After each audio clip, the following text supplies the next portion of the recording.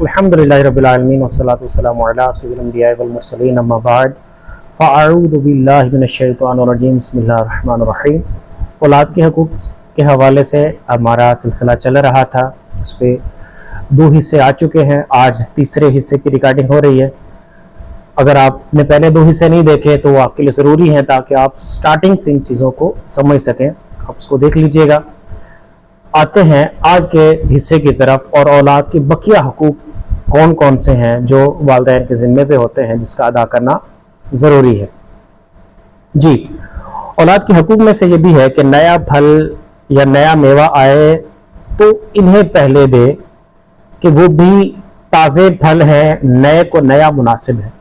یعنی جب بھی کوئی نیا پھل آتا ہے تو پہلے اپنے بچوں کو دے، کیونکہ بچے بھی نیا پھل ہے تو اس لیے نئے کے لیے نیا زیادہ سوٹ کرتا ہے، تو اپنے کی بجائے بچوں کو پہلے دیں۔ نیکسٹ حق یہ ہے کہ کبھی کبھی حسب مقدور یعنی طاقت کے مطابق انہیں کبھی کوئی شیرینی وغیرہ کھلانے کو دے، اور اسی طرح پہننے کھیلنے کی بھی اچھی چیزیں جو شرعاً جائز ہے دیتا رہے۔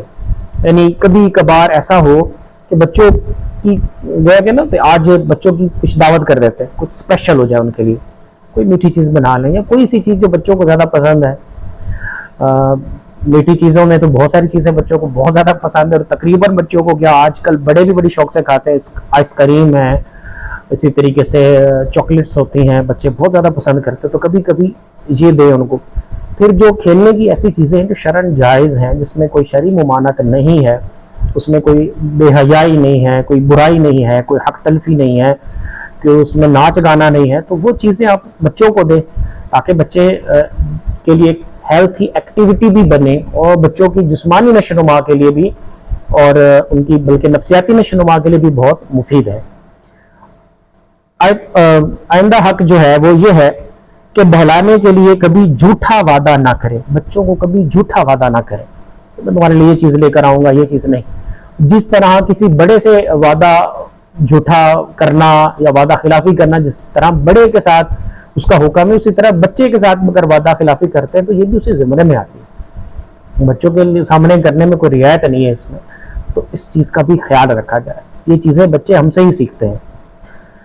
پھر اپنے چند بچے اگر ہوں تو پھر سب میں یکساں تعلقات ہوں، یعنی کہ یکساں تعلقات کے ساتھ ساتھ اس میں جو چیزیں تقسیم کرنی ہے نا بچوں میں، وہ برابر برابر تقسیم کی جائے، یعنی کسی کو ترجیح نہ دے، اس میں ساری چیزیں برابر برابر سب بچوں میں ہوں۔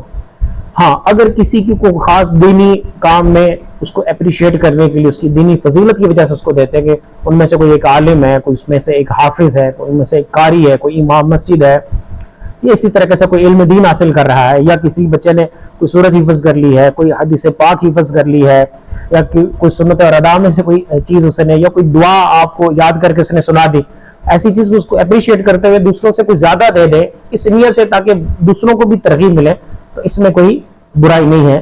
لیکن بغیر کسی وجہ کے بچوں میں تفریق رکھنا کہ کسی کو کم اور کسی کو زیادہ، تو اس کو مکروہ کہا گیا ہے۔ اسی طرح بچوں کے حقوق میں سے ہے کہ جب سفر سے آئے تو ان کے لیے کوئی نہ کوئی تحفہ لے کر آئے، کوئی نہ کوئی لے آئے، اپنی جیب کے حساب سے ہی دیکھ لیں، ضروری نہیں کہ بہت مہنگا ہو، لیکن کچھ نہ کچھ تحفہ بچوں کے لیے لے کے جائیں۔ بیمار ہو تو ان کا علاج کیا جائے، حتی الامکان سخت اور موذی علاج سے بچائے، یعنی ایسا علاج نہ ہو کہ جس میں بچے کو زیادہ تکلیف ہو، کہ ہم اپنی سہولت کے لیے بچے کو کسی مصیبت والے علاج میں ڈال دیں، تو اس میں دیکھنا ہوگا کہ ایسا علاج کا طریقہ ہو جس میں کم سے کم تکلیف ہو، بچے کو نقصان کم سے کم ہو۔ اسی طرح زبان کھولتے ہی اللہ اللہ، پھر پورا کلمہ لا الہ الا اللہ، پھر پورا کلمہ طیبہ لا الہ الا اللہ محمد رسول اللہ صلی اللہ علیہ وسلم، یہ پورا یاد کروائے۔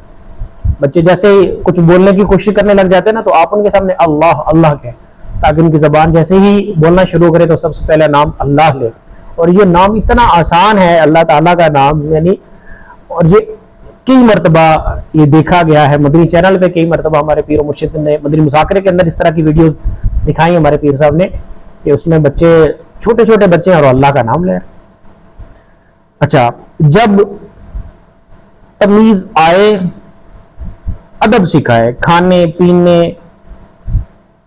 ہنسنے، بولنے، اٹھنے، بیٹھنے، چلنے پھرنے، حیا، لحاظ، بزرگوں کی تعلیم، ماں باپ، استاذ، بہن، شوہر کی بھی اطاعت کے حوالے سے، اسی طرح دیگر جو آداب کے طریقے ہیں، جب ان کو تمیز آ جائے، یعنی جب ان کا عقل اس طرح ہو جائے، ان کی یعنی کہ یہ ایج ہو جائے کہ ان کو فرق کرنا آ جائے نا صحیح اور غلط کے درمیان، صحیح اور غلط کے درمیان، تو پھر ان کو یہ چیزیں سکھائے، آداب سکھائے، کھانے کے آداب، بولنے کے آداب، اٹھنے کے آداب، بیٹھنے کے آداب، چلنے کے آداب، محفل میں بیٹھنے کے کیا آداب ہوتے ہیں، مہمانوں کے سامنے کس طریقے سے رہنا ہے، اسی طرح بڑوں کا کیا ادب کرنا ہوتا ہے، ماں باپ کا کیا ادب ہے، بہن بھائیوں کا کیا ادب ہوتا ہے، بہن کو بھائیوں کے بارے میں بتائیں، بھائیوں کو بہن کے بارے میں بتائیں، ماں باپ کے بارے میں، پڑوسیوں کے حقوق ہے، پھر اسی طرح آگے بچیوں کو ان کے شوہر تک کے حقوق بتائیں، بچیاں جیسے جیسے بڑی ہو رہی ہیں تو وہ چیزیں بھی بیان کر کے جائیں، تاکہ یہ بچی جب اپنے گھر میں جائے تو یہ اس گھر کی رانی بن جائے۔ اگر آپ نے اس طریقے سے بچوں کی تربیت کی ہوگی نا تو یہ اس گھر میں جائیں، جس گھر میں تمہاری بچی جائے گی اس گھر کی رانی ہو جائے گی۔ اگر وہ تربیت یافتہ ہوگی، اس کو پتہ ہوگا کہ میرے شوہر کے کیا حقوق ہے مجھ پر، پھر سسر اور ساس کے کیا حقوق ہے، اس فیملی کے کیا حقوق ہے، تو اگر یہ چیزیں پتہ ہوگی ان کو تو وہ ظاہری بات ہے اس کا لحاظ رکھے گی، تو انشاءاللہ گھر امن کا گہوارہ بنے گا۔ اسی طریقے سے جو بیٹے ہیں، بچے ہیں، ان کو نیک، صالح، متقی، صحیح العقیدہ، سن رسیدہ کے سپرد کرے، یعنی کسی بڑی عمر کا استاذ ہو جو نیک ہو، متقی ہو اور عقیدے کے لحاظ سے ٹھیک ہو، اس کے پاس پڑھنے کے لیے بچے کو بھیجے، اور بچی کو جو ہے وہ کسی نیک پارسا خاتون کی طرف بھیجے پڑھنے کے لیے، اور اس میں کوشش کیا جائے کہ اگر وہ سن رسیدہ ہے، بزرگ ہیں اور وہ اچھا پڑھا سکتے ہیں تو ان کے پاس ان کو بھیجا جائے، پڑھانے والے بھی اچھے ہوں، نیک، اچھا یعنی کہ نیک بھی ہوں، پھر ان کے عقیدے میں بھی کوئی خرابی نہ ہو۔ بعض اوقات ہم اس چیز کا لحاظ ہی نہیں رکھتے، وہ نہیں جی قرآن پاک ہی تو پڑھنا ہے، وہ بھی قرآن پڑھاتے ہیں، یہ بھی قرآن پڑھاتے ہیں، لیکن اس کا نتیجہ ماں باپ کو بہت عرصے بعد بھگتنا پڑتا ہے۔ جب وہی بچے گھر میں کہتے ہیں نا کہ ہم نے تو دعا بھی نہیں تمہارے لیے کرنی تمہارے مرنے کے بعد بھی، اور یہ تو جائز ہی نہیں ہے، یہ تو فلاں ہے، تم تو پہلے تمہارے عقیدے نہیں ہو، ماں باپ کو مشرک کہنے لگ جاتے ہیں، تو پھر اس کو پتہ لگتا ہے کہ نہیں، قرآن تو پڑھاتے ہیں لیکن قرآن پڑھانے میں بھی فرق ہے، یہ بات میں بعض اوقات ریئلائز ہوتا ہے، تو لہٰذا اس چیز کو دیکھا جائے۔ اسی طریقے سے اولاد کے حقوق میں سے یہ ہے کہ بعد ختم میں قرآن ہمیشہ تلاوت کی تاکید کرے، یعنی بچے قرآن پڑھ چکے ہیں، بچی ہے یا بچہ ہے، تو ان کو پھر تاکید کرے اس چیز کی کہ وہ گھر میں بھی تلاوت کیا کرے، عقائد اسلام، اسی طرح سنت سکھائے کہ لوح سادہ فطرت اسلامی قبول حق پر مخلوط ہے، یعنی کیونکہ چھوٹا بچہ ہے، اس کے دل کی تختی ابھی صاف ہے، تو ابھی جو اس کے اوپر ہم چھاپ چھوڑ دیں گے وہ اس کے اوپر ہمیشہ باقی رہے گی۔ بچوں کو بچے سمجھ کے بعضوں کا جو چھوڑ دیا جاتا ہے نا اس کا بہت زیادہ نقصان ہو جاتا ہے، بلکہ بچپن سے ہی اس کو اسلامی عقائد و نظریات کی تعلیم دی جائے۔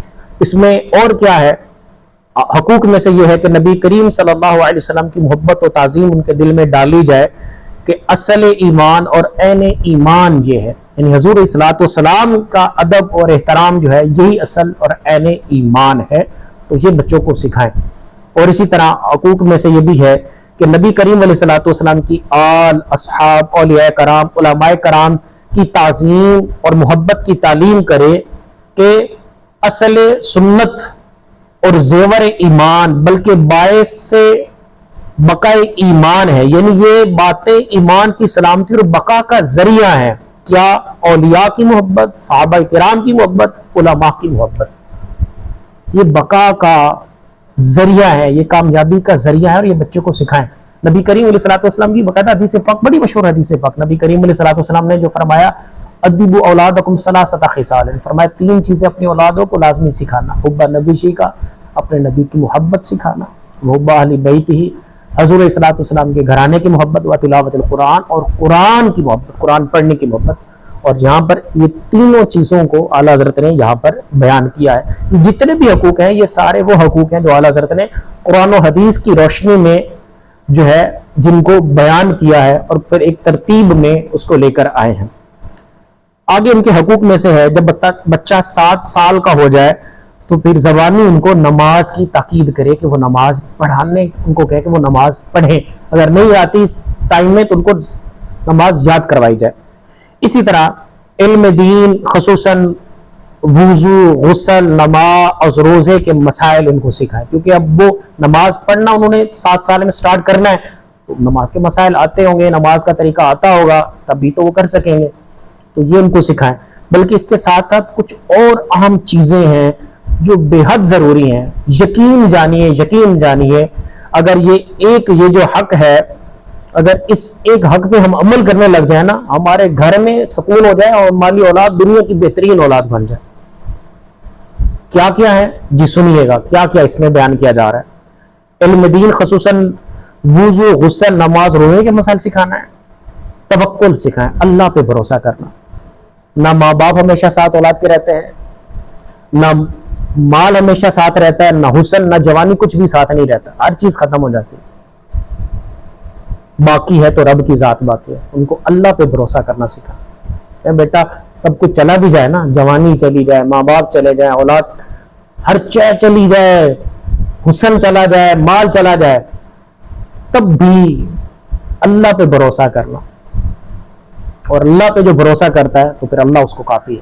اسی طرح قناعت کا ان کو دیں کہ جو مل گیا نا اسی پر اللہ کا صبر اور شکر ادا کریں. جو ملا ہوا ہے حرص نہ ہو نا ان کے اندر، قناعت ہو کہ جو مل گیا اسی پہ صبر و شاکر ہو جائیں. اسی طرح زہد یعنی تقوی، اخلاص یعنی اللہ سے مخلص ہو، تواضع انکساری ان کی ہو، عاجزی ہو، ڈاؤن ٹو ارتھ ہو، امانت دار ہو، سچے ہو، عدل انصاف سکھائیں ان کو تاکہ وہ انصاف کریں. کل اپنی بہنوں کے ساتھ بھی انہوں نے کرنا ہے، اپنے بھائیوں کے ساتھ کرنا ہے، اپنی اولاد کے ساتھ کرنا ہے. عدل کیا ہے؟ عدل ہے وضع الشیء فی محلہ والعدل. جس کا جو رائٹ ہے اس کو وہ رائٹ دے دینا، جس کا جو حق ہے وہ حق دے دینا. یہی تو انصاف ہے. یہ بچوں کو سکھائیں. حیا سکھائیں، بچوں کو حیا سکھائیں. حیا نہ سکھانے پہ بعض اوقات جو نتیجہ آتا ہے نا وہ ایسا ہوتا ہے کہ اللہ کی پناہ. اللہ تعالی ہمیں ہر ماں باپ کو اس طرح کی آزمائش سے محفوظ فرمائے. پھر سلامت صدور اور لسان وغیرہ یعنی دل اور زبان جو ہے اور دیگر اعضاء کی سلامتی کے بارے میں ان کو بتائیں کہ دل کو کیسے صاف رکھنا ہے، دل کو صاف کیسے رکھنا ہے، کن چیزوں سے دل صاف رہتا ہے، دل نرم رہتا ہے. ان چیزوں کے بارے میں اس کو بتائیں تاکہ اس کا دل سخت نہ ہو جائے، وہ نرم دل ہو اس کا. ظاہری بات اگر دل اس کا نرم ہوگا تو اس کا ایک الگ اس کی شخصیت کے اوپر بھی اس کا اثر ہوگا. اسی طرح دیگر چیزیں میں جو ہیں اس کو ان چیزوں کے فضائل پڑھائیں تاکہ اس کے اندر یہ چیزیں پیدا ہوں. پھر حرص، لالچ، دنیا کی محبت، مال کی محبت، منصب کی محبت، اس سے بچائیں. مال اور منصب کی محبت بے حد خطرناک ہے. اگر دیکھنا ہو نا کہ مال اور منصب کی محبت کس حد تک پہنچا دیتی ہے تو واقع کربلا پہ غور کریں. یزید اور یزیدی اور کوفیوں کو اتنا بڑا انہوں نے ایک معاملہ کیا حضور صلی اللہ علیہ وسلم کی آل کے ساتھ، اور اتنا ظلم کہ تاریخ میں جس ظلم کی کوئی مثال نہیں ملتے. اس کے پیچھے کیا چیز تھی؟ مال کی محبت اور منصب کی محبت اس میں شامل تھی. تو اپنی اولاد کو اس محبت سے بچا کے جانا، وگرنہ ان کو یزید اور حسین کا فرق بھی ختم ہو جائے. بہت بڑا فرق ہوتا ہے. جی ہاں آگے چلتے ہیں. اسی طرح ان کو عجب، خود پسندی ہو گیا، تکبر ہو گیا، اسی طرح خیانت، جھوٹ، ظلم، فحاشی، لوگوں کے گیلے کرنا، حسد یعنی جیلسی، کینہ وغیرہ برائیوں سے بھی ان کو بچانا ہے. اس کے اوپر ان کو پڑھائیں، ان کو سکھائیں کہ یہ بچہ برائیاں ہیں، ان سے بچنا ہے. یہ اولاد کے حقوق میں سے. اچھا، اولاد کے حقوق میں سے ہے کہ پڑھانے میں بھی نرمی اور جو ہے اس کو ملوث خاطر رکھا جائے، یعنی نرمی کے ساتھ پڑھائیں، مار کے ڈنڈے کے ساتھ نہ پڑھایا جائے بلکہ نرمی کے ساتھ شفقت کے ساتھ پڑھایا جائے، اور موقع پہ چشم نمائی، تنبیہ اور تحذیر کرے۔ تنبیہ اور تحذیر مطلب یہ ہے کہ جب موقع کے مناسبت سے بچے کی چشم کشائی کرے، یعنی اس کی آنکھیں کھولے، بیٹا یہ کیا کر رہے ہو، اس کا تمہیں پتا ہے اس کا کیا مطلب بنتا ہے اس کام کا، یہ جو تم نے لفظ بولا اس کا مطلب کا تمہیں پتا ہے بیٹا، اچھا یہ جو کرنے لگے اس کے نتائج کا تمہیں پتا ہے، یہ اس کی آنکھیں کھولیں تاکہ اس کو پتا چلے چیزوں کی ریالٹی کو سمجھ پائے وہ، پھر موقع مناسبت سے اس کی تنبیہ کرے، اس کو سمجھائے، اس کو اس کی باؤنڈریز دکھائے کہ بیٹا ہمارے لیے شریعت نے یہ دائرہ رکھا ہے، ہمارا وہ ہے ہی نہیں، ہمارا وہ گراؤنڈ ہی نہیں ہے جس میں ہم پلے کریں، ہمارا یہ دائرہ کار ہے، ہم اس چیز میں رہ کے یہ کام کرنے والے ہیں، ہمارے لیے یہ اصول ہیں۔ یہ چیزیں بچوں کو موقع با موقع سکھاتا رہے۔ اگر یہ چیزیں بچوں کو سکھائی گئی ہوں تو بتائیں وہ معاشرے کا سب سے اچھا فرد بنیں گے کہ نہیں بنیں گے؟ ہر اپنے ماں باپ کی آنکھوں کا تارا تو ہوں گے، وہ معاشرے کی آنکھوں کا تارا بھی بن جائیں گے اگر یہ چیز ہم ان کو سمجھا گئے۔ اسی طرح جو ہے بچوں کے حوالے سے یہ ہے کہ ان کو زمانہ تعلیم میں بھی کھیلنے کا وقت دیا جائے تاکہ اس کی وجہ سے ان کی طبیعت میں نشاط اور چستی رہے۔ آپ فرماتے ہیں کہ ہرگز بری صحبت میں نہ بیٹھنے دیجیے گا اولاد کو، کیونکہ یار بد مارے بد، یعنی بری صحبت زہریلے سانپ کی طرح ہے۔ نبی کریم علیہ الصلوۃ والسلام نے ارشاد فرمایا کہ انسان جو ہے وہ اپنے دوست کے دین پہ ہوتا ہے، تو لہٰذا اس کو چاہیے کہ وہ غور کرے وہ کس کو دوست بنا رہا ہے۔ تو بری صحبت جو ہے وہ بندے کو برا کر دیتی، صحبت ساحل ترا ساحل کنت، صحبت تاحل ترا تالح کرا تالح کنت، بروں کی صحبت برا کر دے گی، اچھوں کی صحبت اچھا کر دے گی، تو بری صحبت سے ان کو بچائے۔ اسی طرح ایسی چیزوں سے بچائے کہ جو فتور کا باعث بنتی ہے، اشکیا اور فحاشی سے مبنی پروگرام، بے حیائی پہ مبنی پروگرام، کتابیں اس کے اوپر، مختلف کہانیاں، ڈائجسٹ، اس طرح کی بہت ساری ڈائجسٹ اور اس طرح کی بہت ساری چیزیں جس میں بہت کچھ لکھا گیا ہے اور بہت غلط طریقے سے لکھا گیا ہوتا ہے، تو ان چیزوں سے بھی ان کو بچائے۔ پھر جب 10 سال کا ہو جائے تو پھر نماز پہ سختی کر کے ان کو نماز پڑھائی جائے۔ اسی طرح اس عمر میں اپنے خواہ کسی کے ساتھ نہ سلائیں، جدا بچھونے پہ جدا پلنگ پر اپنے پاس رکھیں، یعنی جب 10 سال کے ہو گئے بچے تو اب ان کو اپنے ساتھ بھی نہیں سلانا، نہ بیٹا جو ہے وہ ماں کے ساتھ سوئے، نہ بیٹی باپ کے ساتھ سوئے، بلکہ اس سے پہلے بہن بھائی بھی اور بھائی آپس میں بھی، 2 بہنیں بھی آپس میں نہ سوئے، سب کو الگ الگ بستر دیں، قریب ضرور سلائیں، آنکھوں کے نظروں میں رہیں، وہ الگ کمرے میں کچھ بھی کر رہے ہیں ایسا نہیں، تو اس کو دیکھیں آپ۔ اور پھر اس میں کیا ہے کہ ان کو کسی کے ساتھ، رشتہ داروں کے ساتھ بھی نہ سلائیں۔ بعض اوقات ہم جاتے ہیں کسی رشتہ دار کے گھر ٹھہرے ہوئے، جی وہ جی جگہ نہیں، کوئی نہیں جی ہمارا اپنا بیٹا جی، ہم اکٹھے سو جائیں، ہم تو بھائی ہیں، بھائی نہیں، کسی کے ساتھ اپنے بچوں کو کبھی نہ سلائیے۔ ہمارا معاشرہ جس حد تک گر چکا ہے، ہم سمجھتے ہیں اس چیز کو، اگر نہیں سمجھتے تو پھر بھی میں کہتا ہوں اس نصیحت کو ذہن میں رکھیے گا، بچوں کو الگ سلائیں۔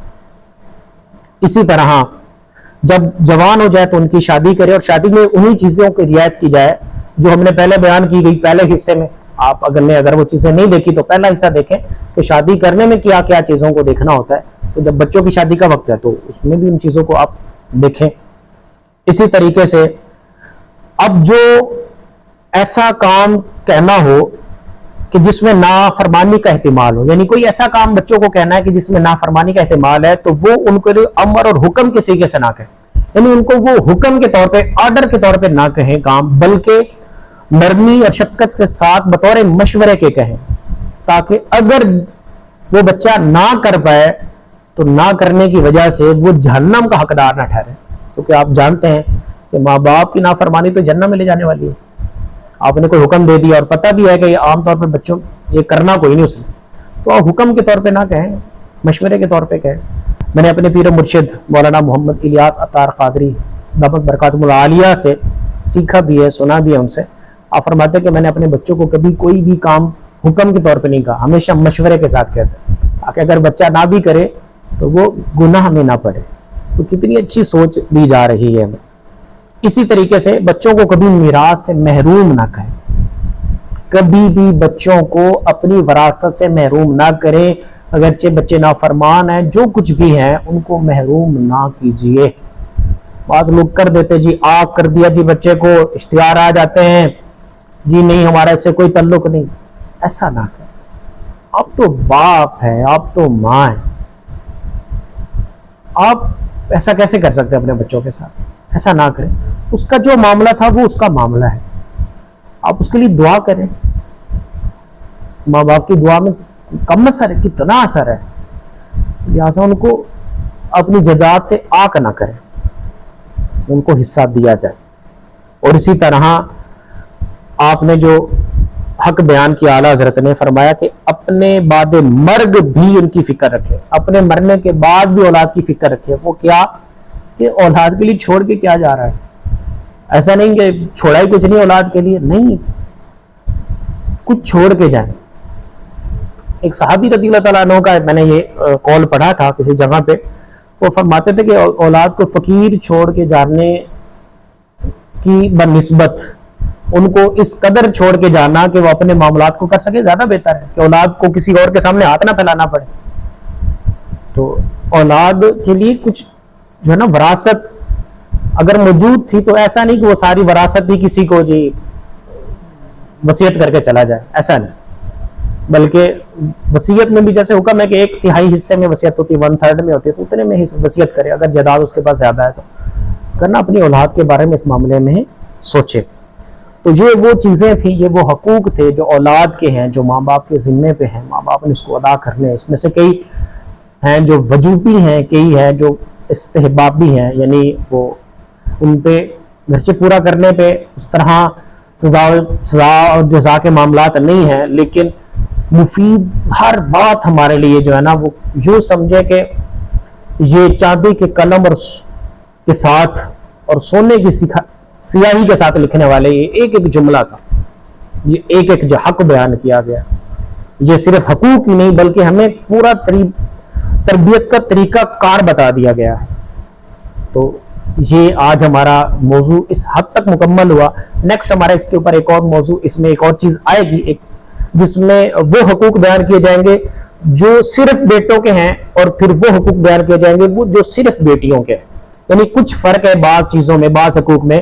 ابھی تک جو ہم نے سنے یہ وہ حقوق تھے جو بیٹی بیٹا دونوں کے لیے ہیں. ابھی نیکسٹ ویڈیو میں ہم انشاءاللہ بیان کریں گے کہ وہ حقوق جو صرف بیٹیوں کے ہیں اور وہ حقوق جو صرف بیٹوں کے ہیں. ہمارے ساتھ رابطے میں رہیے گا, ویڈیو دیکھتے رہیں. اگر آپ کو پسند آئے لائک بھی کریں, شیئر بھی کریں. چینل کو سبسکرائب نہیں کیا تو سبسکرائب بھی کریں, اور اگر آپ ہمیں جو ہے وہ فیس بک پہ دیکھ رہے ہیں تب بھی لائک کریں اور ہماری ویڈیو کو شیئر کریں اور ہمارے پیج کو فالو کریں. اللہ عمل کی توفیق عطا فرمائے.